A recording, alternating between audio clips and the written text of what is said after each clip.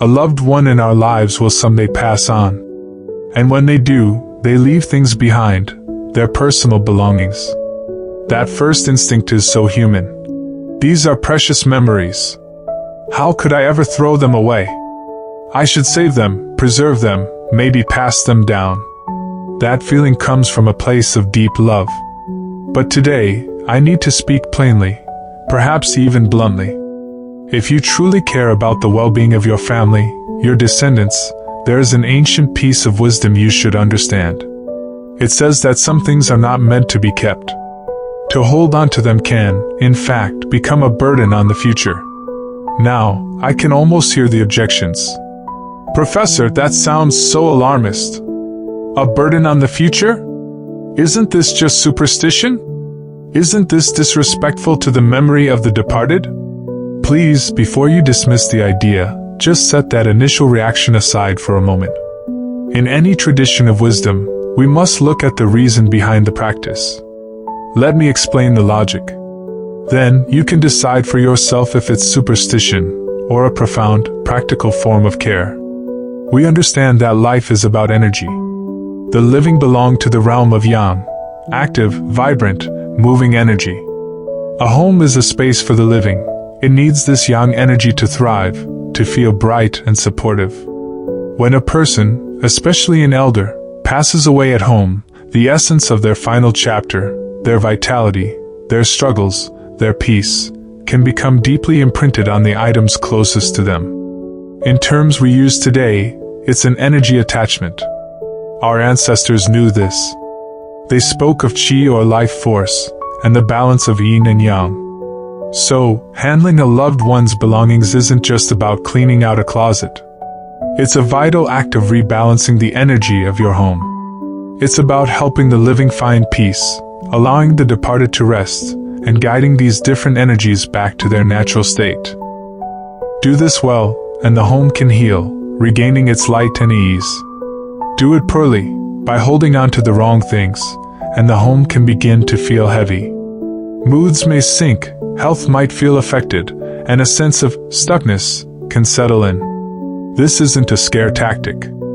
It's a natural consequence of energy dynamics.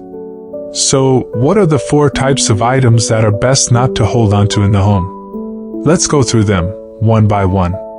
The first, and perhaps most important, is intimately worn clothing, especially clothing from a period of long-term illness. I know this is a difficult one. This was my mother's favorite shawl. This sweater still seems to hold my father's scent. It feels like a piece of him is here. I understand that connection completely. But you must ask yourself, what do you do with it? Do you keep it sealed away in a box, or do you wear it? If it's stored away, what do you truly feel when you come across it? A warm memory, or a sharp, painful twist of loss? At first, it might be warm. But over time, that warmth can harden into a constant, low-grade sadness. You risk anchoring yourself in the past, making it harder to step fully into your own future. Is that fair to you, or to your family who are still here? And you certainly should not wear it. Here's why. Think of energy. A body enduring a long illness accumulates fatigue, pain, and stagnant energy. This energy permeates the fabrics worn day in and day out. You can feel it. Walk into a long-term hospital ward and notice the atmosphere. It's often dense, heavy. That is tangible energy. To wear a garment steeped in that energy is to invite that very state into your own body and spirit. How can you expect to feel truly light and well? Let me share a story. A gentleman I knew lost his father to a prolonged respiratory illness. Out of devotion, he kept his father's favorite wool cardigan. He had it cleaned and placed it in his own dresser. For nearly a year afterwards, he battled unexplained coughs, low energy, and a general feeling of being unwell. Doctors couldn't find a clear cause. We spoke once, and I gently asked, "Is there an object you kept, perhaps out of love, that might be better released?" He immediately thought of the cardigan. I suggested, "Consider trusting this process. Release it, but do so respectfully." "How?" In many wisdom traditions, fire is considered the ultimate purifying element. It is yang, it transforms and releases. Using fire in a mindful, ceremonial way isn't disrespectful. It can be a final act of care, for them and for you. It's about creating a clean separation, so you can live cleanly in the present. He followed this advice. And gradually, those persistent coughs subsided, and his energy lifted. The principle was at work. So, for old, intimately worn clothes, especially from a time of illness, I advise this: select 1 or 2 clean, meaningful pieces that represent their dignity, a fine suit, a beautiful dress. Handle those with utmost respect, perhaps incorporating them into your final rites. For the rest, donate them mindfully or let them go. Do not let a temporary sentiment cloud the long-term energy of your living space. That is the first category. The second category is very logical, yet it's often ignored: leftover medicine and medical equipment. Our practical, frugal mind argues, but this medicine was expensive, and it's still sealed. This wheelchair or oxygen concentrator is still perfectly functional. I understand that thought. But ask yourself this honest question: by keeping it, what are you silently expecting? Are you waiting for someone else in the family to need it? Are you, even subconsciously, inviting that same health challenge back into your home? We instinctively cherish good omens. We hang symbols of health and prosperity in our homes. Why? To create a psychological and energetic environment of hope and forward motion. A stash of prescription pills or a medical device sitting in the corner acts as a silent, constant reminder of sickness, of struggle. It can unintentionally turn a home into a museum of past illness. Can joy and vitality flourish easily in such an environment? The power of the mind and expectation is immense. What we focus on, we often attract. Dwelling mentally on sickness can invite challenges. Keeping these items is a daily, subtle affirmation to your subconscious. Sickness has a place here. That is a heavy energy to live under. Therefore, all leftover medicine, regardless of its cost, should be safely and properly disposed of. Medical equipment? Donate it to organizations that can get it to those in genuine need, or recycle it responsibly. This transforms an object of sickness into an act of kindness and utility. Good energy flowing out and, in return, creating space. You are not just throwing away stuff, you are clearing out sick energy and making conscious room for wellness. Isn't that a wise exchange? Do not sacrifice your family's energetic well-being for a few saved dollars or a sense of practicality. That is the second category. The third category goes deeper: items charged with conflict or unresolved resentment. What does this mean? Let me give you an example. Imagine a beautiful antique vase. An elderly father loved it, but his 2 sons argued bitterly over who would inherit it, even while he was alive. In his frustration and sadness, he would say, "When I'm gone, just sell it or smash it. I don't want this thing to tear you two apart." The vase itself is neutral, but it has become a container, not for flowers, but for family strife and a father's heartache. Its energy field is now one of conflict. After he passes, if that vase is placed prominently in the living room, what does it trigger? Not fond memories of their father, but old rivalries and thoughts of, "It should be mine." It is no longer a piece of art. It becomes a landmine for future arguments. Or consider a gift from someone with whom the deceased had a very strained relationship, a gift kept out of obligation, not joy, and stored away out of sight. That item holds the energy of discomfort and discord. Keeping it means you inherit that emotional knot.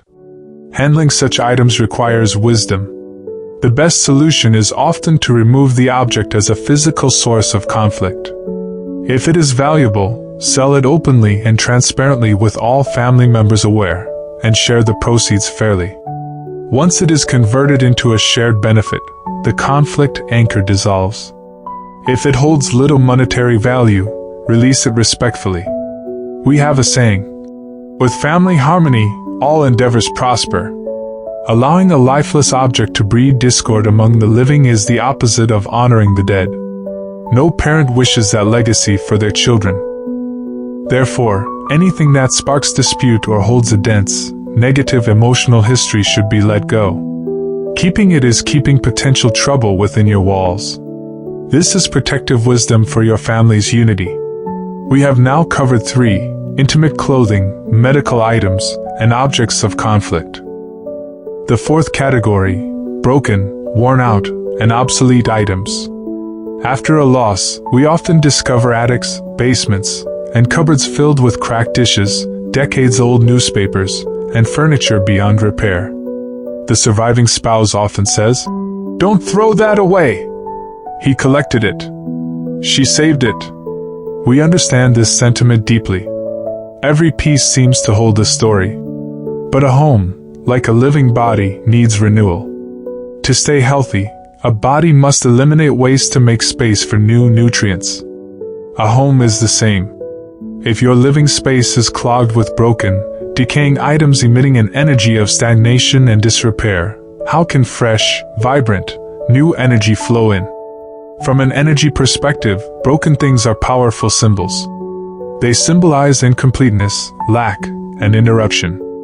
A chipped bowl you reluctantly use, does it whisper to your subconscious about a chipped or incomplete fortune? A cracked mirror you avoid, you sense it's not right. These items constantly broadcast a subtle message of decay and not wholeness. Honoring a loved one means cherishing their spirit and their positive impact, not becoming the curator of their clutter. Embodying their kindness in your life is infinitely more valuable than storing their collection of cracked flower pots. This is where we embrace the wisdom of conscious release. It is wise to keep a few truly meaningful, positive mementos, a handwritten recipe, a small handmade toy, a well-loved book. But have the courage to clear out the sheer clutter that was piled up out of habit or unmindful saving. Clearing out the old, broken, and useless clears out stagnant, depressive energy from your home. You will feel the difference. The space will feel brighter, lighter, and the air will seem clearer. And so will your mind. This allows the living to live well. And truly, is that not what the departed would want most? For you to live in a fresh, vibrant, peaceful space, not a museum of decay? So, to review, the 4 categories are intimate apparel, medical remnants, conflict-laden items, and broken clutter. Now you might be asking, Professor, if we shouldn't keep these things, what on earth should we keep? Does this mean we erase them completely? This is a common reaction, swinging from one extreme to the other. I am not advising you to keep nothing. This is all about balance, about the middle path. There are 3 things you should definitely keep. First, keep their spiritual legacy. Their core wisdom, their guiding principles, their essential values. If your father was the embodiment of resilient perseverance, live with that resilience. If your mother was a model of generous kindness, practice that generosity. That is true filial piety, true honor. Keeping his old hat but forgetting his courage is an empty gesture. Second, keep items of positive, uplifting value. What inspires you? What educates you? Books filled with their margin notes. Keep and read them. A piece of their artwork. Frame it and display it with pride. The toolbox from their trade that tells a story of skill and hard work. Preserve it. These objects carry energies of knowledge, creativity, dedication, and love. These are your true heirlooms. Third, keep the good, nourishing memories. These do not require vast amounts of stuff. A single, well-curated photo album is often enough. The act of sitting with family, turning pages, pointing and saying, "Look at your grandmother's smile here, see her spirit?" Or, "Remember this hilarious day at the beach?" That kind of memory nourishes your soul. It gives you strength to move forward, not an anchor to chain you to the past. Do you see the core of this now? This practice is not about superstition or fear. It rests on 2 fundamental pillars, natural law and healthy love. By natural law, we respect the principles of balance, flow, and renewal. We clear away energy that is obstructive, stagnant, or negative, so our home, the container of our lives, can be a place of health, clarity, and vibrant vitality. By healthy love, we learn to distinguish between memory and attachment, between honor and burden. True love for those who have passed transforms into fuel for our own lives. We choose to live well because of them, not live imprisoned by the physical relics of their passing. We often speak of honoring the past and mindfully guiding the future. This does not mean standing guard over a pile of possessions. It means handling final affairs with solemn care and intention, allowing for a peaceful transition. And more importantly, it means carrying forward their inner light, their virtues, their unique wisdom, so that their true essence continues to live on in our actions, our choices, and our character. In the end, the process of handling a loved one's belongings may be one of the final, most profound lessons they offer us. It is a masterclass in the delicate, necessary art of letting go, and a quiet summons to gather the courage to move forward, carrying only what truly matters.